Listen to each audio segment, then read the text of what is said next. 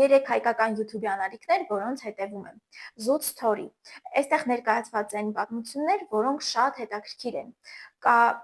Կոկո Շանելի, Բրուս Լիի, Մենենդեսի եղբայրների, Հարի Փոթերի մասին տարբեր են, բայց բոլորը շատ հետաքրքիր են եւ այնպես են մոնտաժված, դինամիկ, գեղեցիկ, որ չես ուզում այդ 25-ից 30 րոպեվա ընթացքում գոնե 1 վայրկյան էկրանից կտրվել։ Deep Parenting, սա ալիք է ծնողների եւ ինչու ոչ, նաեւ ապագա ծնողների համար։ Այստեղ հյուր են մեզ արդեն հայտնի մարդիկ, բայց իրենք խոսում են որպես ծնող, ոչ որպես դերասան, դերասանուհի, երգչուհի, ինչպես որ մենք իրենց ճանաչում ենք։